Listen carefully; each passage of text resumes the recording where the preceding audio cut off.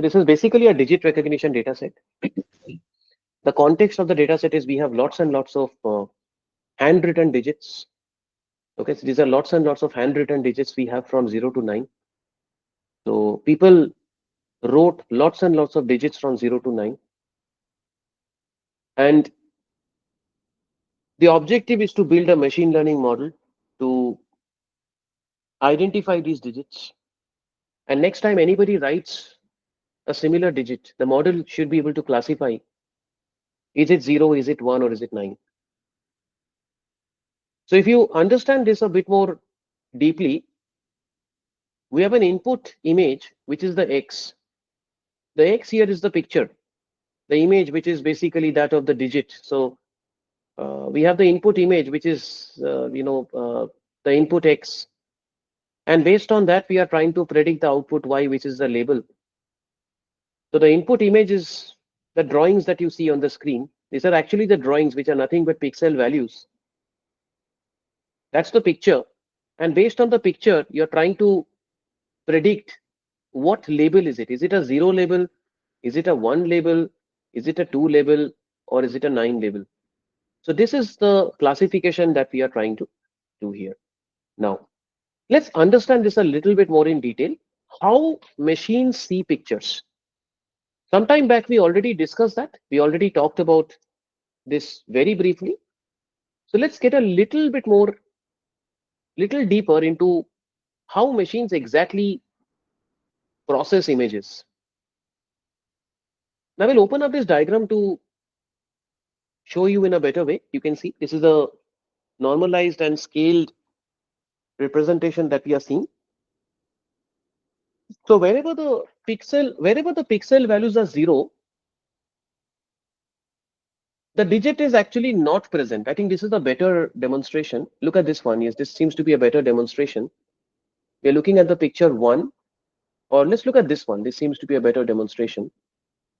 Okay, just trying to show you a better image to understand this in a better way. I think this seems to be a better demonstration. Look at this one, all of you. Yes, look at this. So we are looking at the picture 5, and the number 5 can be represented on the basis of its pixel intensity values, right? So we are trying to represent the number 5 on the basis of its pixel intensity values, which are ranging all the way from 0 to 255. Okay, so 0 to 255 is the range of the pixel intensity values. So if the pixels are 0, that means the digit is not present. 0 pixel means the digit is not present. And pixel 255 means the digit is very strongly present. So here, if you see, we are looking at a 28 cross 28 picture. The dimensions are 28 cross 28. So if you look at the width and height of the picture, we have 28 cross 28 image. That means there are total 784 pixels. So how many overall number of pixels are we able to see? There are total 784 pixels that we have right now. And each of the pixels, each and every pixel will take a value which ranges from 0 to 255. 0 to 255. This is how we look at the value of each and every pixel. If the pixel values are equal to 0, that means the digit is not present. The pixels are absent here. So pixel value equal to 0 means the digit is absent here. That is what we mean by pixel 0. Pixel 0 means the digit is absent. And if the pixel value is close to 255, that means the digit is present. Okay. If the pixel value is 0, that means the digit is absent. We do not have a digit. And if the pixel value is close to 255, that means the digit is strongly present. There is a very strong presence of the digit around these areas. And that's the inference we are able to make out. You can see that here it is 255, 255, 253. But as you go to the border areas, it's like 190, 180, 170, 96. It's like grayish. That's the way how images can be displayed. And here you are seeing a grayscale picture. Grayscale image means there is only a single channel. Either it is present or it is absent, and you kind of, you're in middle, like you're going from it's a grayscale. So either it's black and you go to white, and that's what we call a grayscale. But it could be a colored image also. The only difference in a colored image is we have three channels. We have a red channel, we have a green channel, we have a blue channel.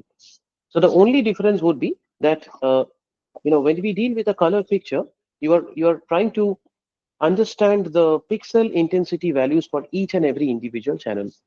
So there you will study what are the pixel values for the red channel, what are the pixel values for the green channel, and what are the pixel values for the blue channel. So you'll try to study the individual pixel intensity values for each of the individual channels. For the red channel, what are the pixel values? For the green channel, what are the pixel values?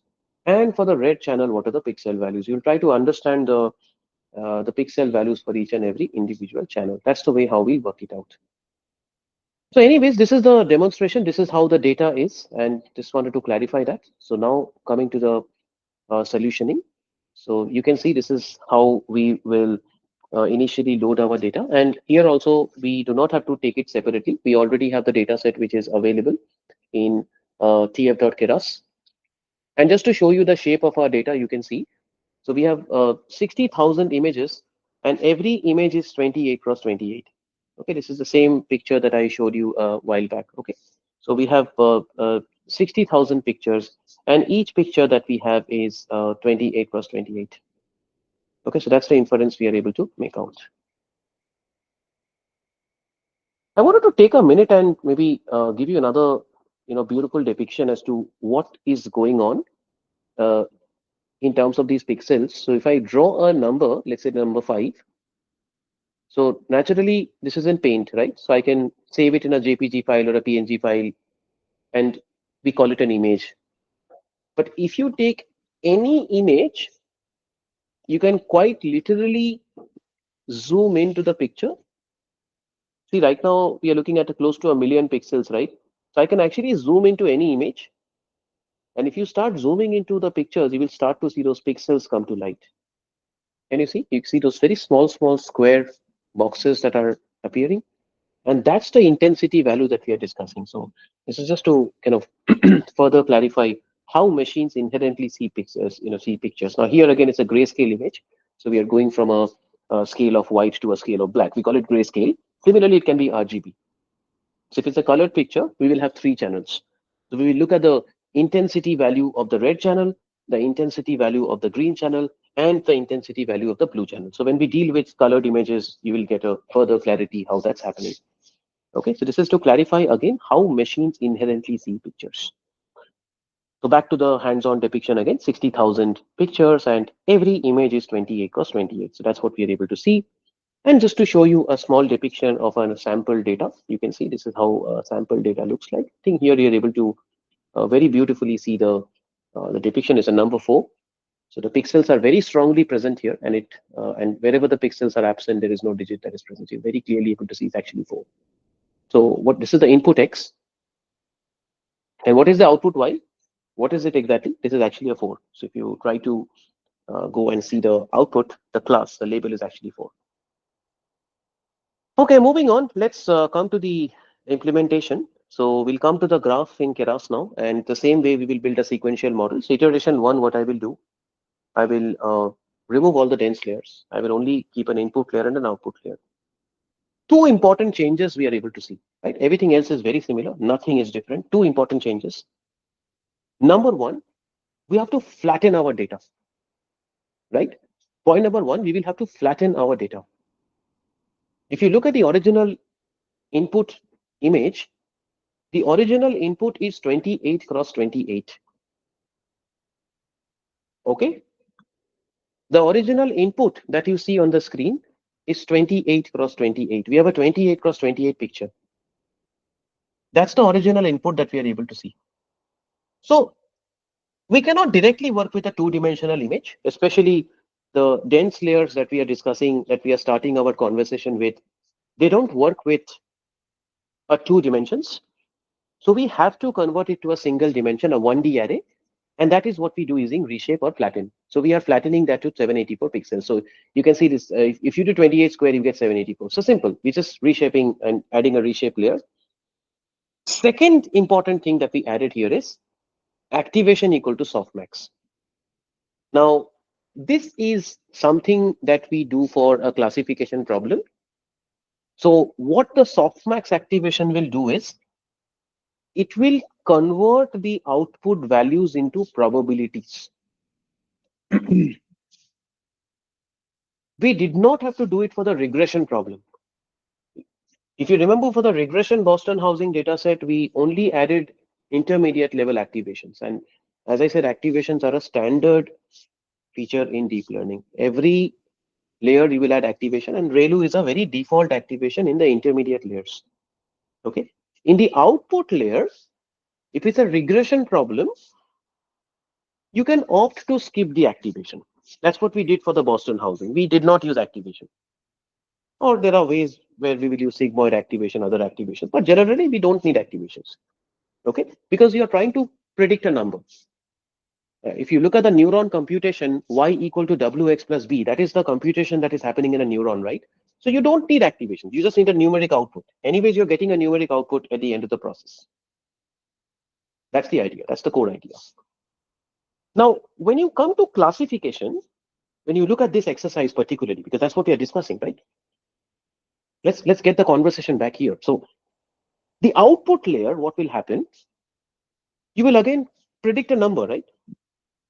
Because the output, neuron output is always y equal to wx plus b, whatever number of features and w1 x1, w2 x2, whatever. But the general notation is some weight into input plus bias, weight wx plus b.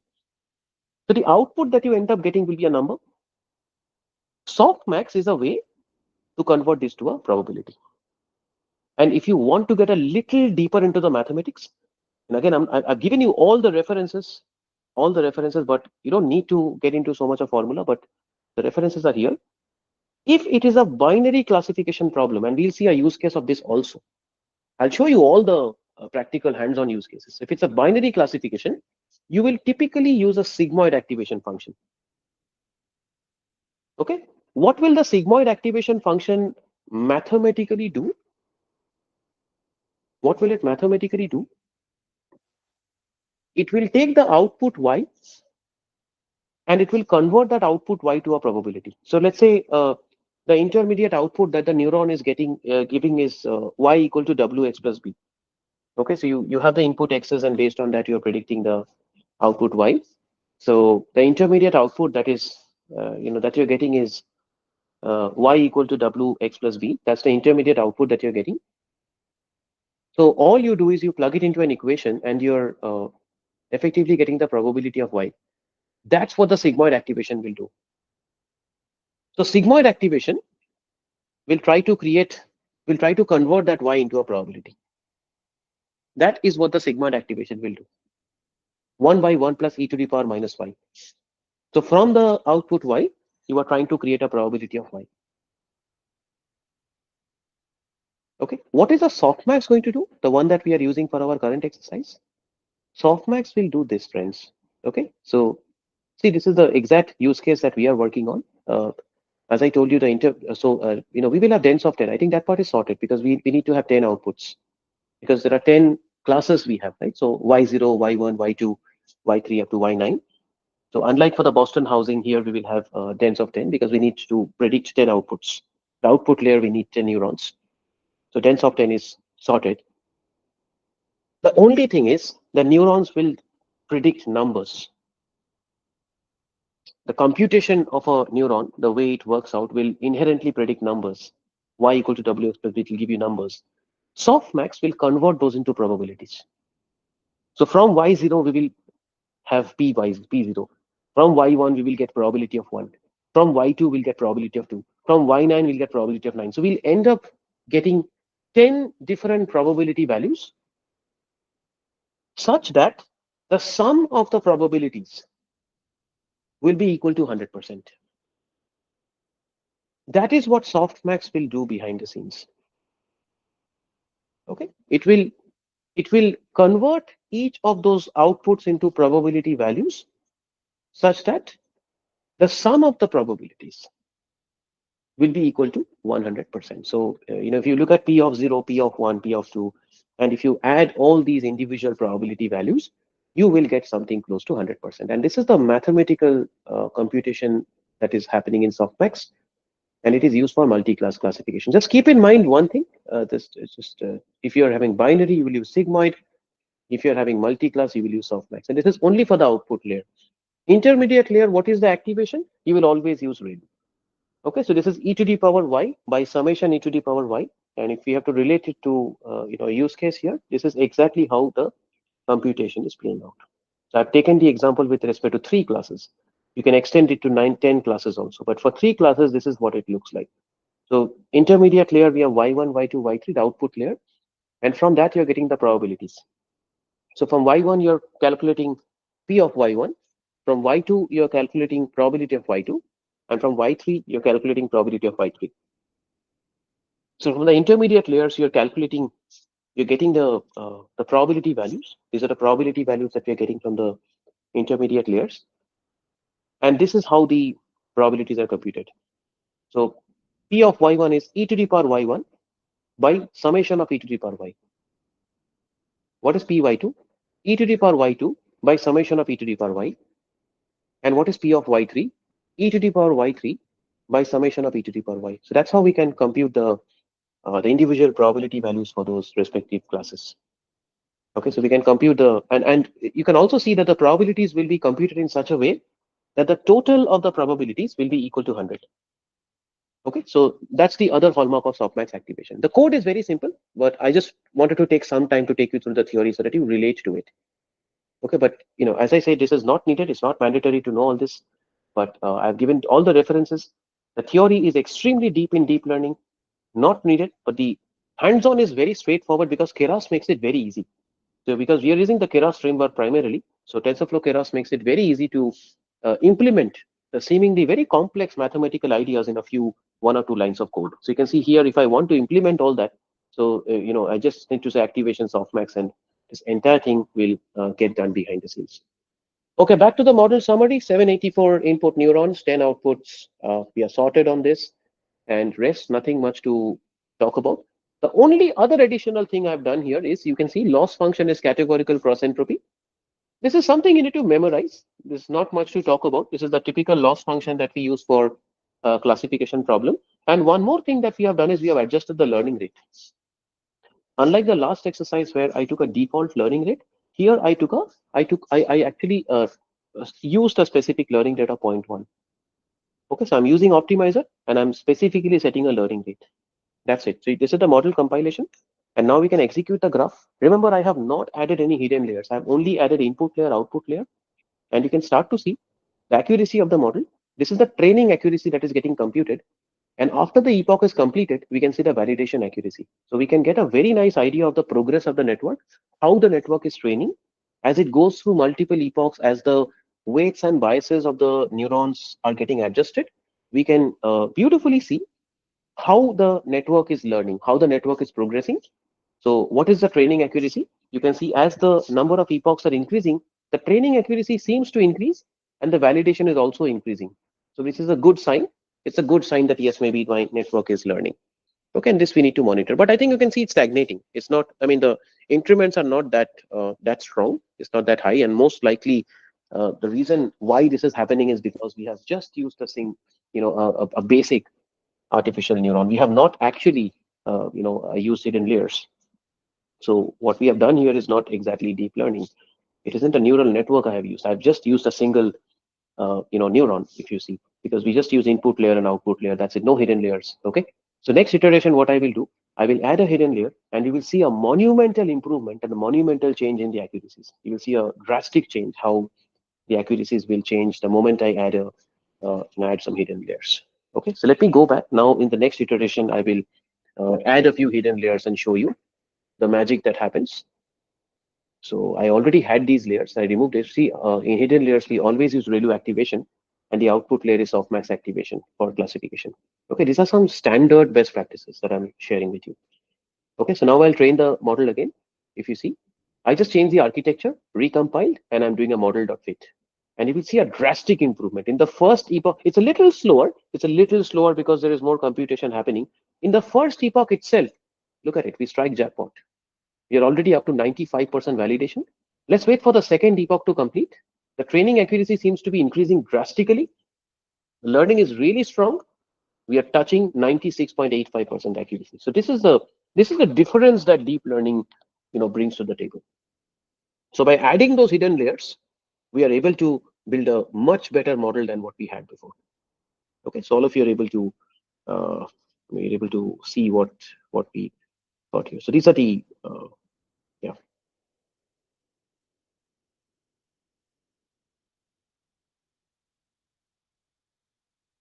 So we can keep training for 10 epochs. And this is the incremental improvement we are trying to see. We see that as we increase the number of epochs, the training score is also improving. The validation score is also improving. So you can see it's touching 97.79. But beyond the point, it will stagnate. After a point, if you continue doing this, it will stagnate. And for that, we have to learn a different network. We'll discuss that later. So we will use CNNs and convolutional neural networks to work with it in tomorrow's session. So today, until now, we will just use a dense layer. But this is exactly, you can see after a point, what's happening is there seems to be a kind of an overfitting tendency, right? Maybe a couple more epochs will give a better idea. So after a while, what is happening is, mostly the training score will continue improving. That will always happen. If it's a powerful network, a deep network, the training accuracy will always increase. But if it overfits, the testing will tend to come down. It will first stagnate, and after that, it will tend to come down. Okay, so we can just wait for 10 epochs and see the pattern. But still, I'm sure you agree it's a drastic improvement from what we had before. So the training score seemed to really increase. It's gone up to 99. But you can see despite the training going up, I think it's already starting to show signs of overfitting. It's fluctuating a little, but we can see the validation score is not really improving. It's either stagnant or it's kind of reducing. So the training is going up, it's continuing to go up, which is expected. But let's see the validation for the next epoch. You can see the validation has sharply dropped. So we are seeing a tendency of overfitting, right? Very clearly. And this is expected because we have a very powerful architecture. We have a very deep architecture. We're already up to 185,000 parameters here. And you can see that it's the training score is continuing to improve, is continuing to increase. And as the epochs progress, the testing seems to either stagnate or come down. Okay, so this is the thing that we are able to see right now. It's a very basic classification exercise that I wanted to share with you, so that all of you. So a lot of learnings, a lot of new learnings in this exercise. We understood about pictures. We understood how machines perceive pictures. What are pixel intensity values? We understood about activation functions. We saw what are some activation functions, best practice activation functions that are used. So all of those kinds of things we saw. And the other core ideas remain the same. So model.fit is the part where you're training the model. And if you want to do the prediction, you will use something called model.predict. So model.predict is what you can use for the predictions. You can see that if I have a new picture, I can simply say model.predict. And remember, when I use the predict function, what will happen? I will end up getting 10 different probability values. Okay. So when I use a predict function, I will end up getting 10 different probability values. And out of those 10 different probability values, we want to find out which one is the highest. Okay, so when we use model.predict, we will get 10 different probability values. And out of 10 different probability values, we'll try to find out which probability is the highest. So that is the digit that we use. So whichever probability is the highest, that's the output class. That's the way how we work it out. So you can see this is the sample picture I'm taking. So I'm giving this input as this is the input we are giving, and we are using the network to predict what is that picture, and the network has predicted 2, and actual is also 2. You can see that it's really the 2 picture. Okay.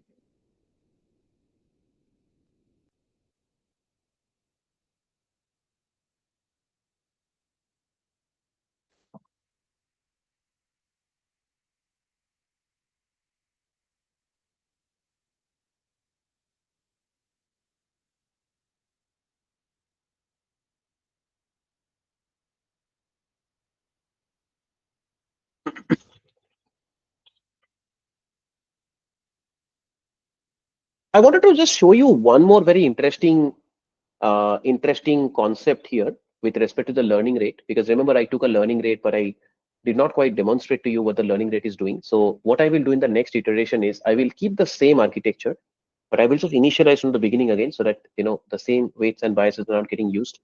Let me reinitialize the network, and only thing that I will do now is observe this, all of you. I will reduce the learning rate a lot. Remember, I have kept every other thing the same. The only thing I have done is I have reduced my learning rate a lot. Now, what it will do is the network will still learn. You will see that it will still learn, but it will take a long time for the accuracies to pick up. Can you see how the training accuracy is really starting low? It will take a long time to train. Okay, so you see it's 10.63, 6.59. It will improve. The training and validation scores both will improve. It will eventually still reach 96, 97% zone, but it will take a long time to improve. So you can see it's still improving. Yes, 13%, 17%. Network is becoming better, but it will take a long time to improve. This is just another concept I wanted to clarify. So how you can tweak the learning rate.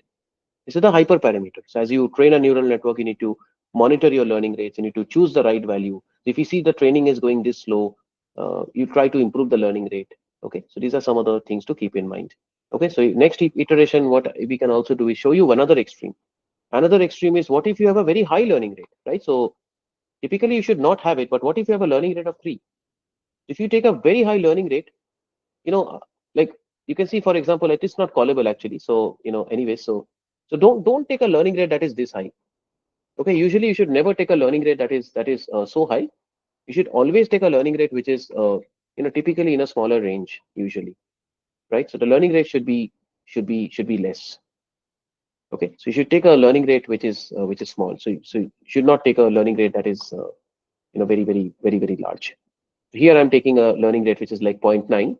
So even if I take a very high learning rate, it's a problem. Can you see? So there were two extremes. Extreme number one was we took a very small learning rate. If I take a very high learning rate, the network will find it very hard to learn. The losses will remain high. I'll show you. I'll show you. I mean, so you can see that training it for let's say 10 epochs, you can see the pattern. Even if you take a lower learning rate, it's still okay because you will still see a sign that the network is learning. But if you take a very high learning rate, it will continue. It will continue at the top. Rather, the accuracy is dropping. You see, it's finding it very hard to learn because the weights and biases are changing so drastically that it's finding it very hard to learn. See, the validation has actually dropped. This is even worse, right? So having a very high learning rate is worse. Never have a learning rate more than 0.1. Either is 0.1 or lower than that. So don't take a learning rate that's this high. Okay, these are some of the ways in which you learn different things.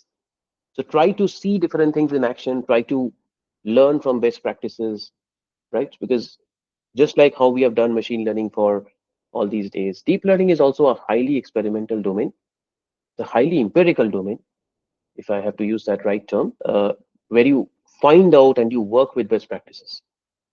There is not always will you find a mathematical evidence that okay, this will certainly work, this is why it works and all that. There's no equations or formulas you will always find, but it's just that you see a book, you see an article, uh, somebody says this is how it is, and you have to accept it, right? So people have seen that okay, keeping a high learning rate doesn't work. So we have seen this in our experience from by training networks, and all the books and best practices suggest that. So this is something that you will see. So no matter what network you take a high learning rate, you will see the learning will not happen. Okay, yeah, all right.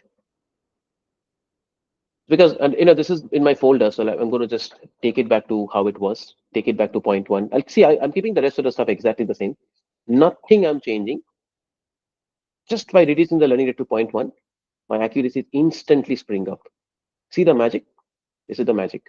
Sometimes it can be very frustrating, when you're learning these topics from scratch, it can be very frustrating. So you take a learning rate and you're wondering, hey, what happened? Like, why is my loss not reducing? Most likely, 9 out of 10 times, or some, I'm 9 out of 10 times the issue will be learning rate. If at all you see the learning rate is the accuracies are not improving and something, 9 out of 10 times the issue is learning rate. Reduce the learning rate and instantly you will see the network will start to train. Okay, so this is once again a very, very important best practice to keep in mind.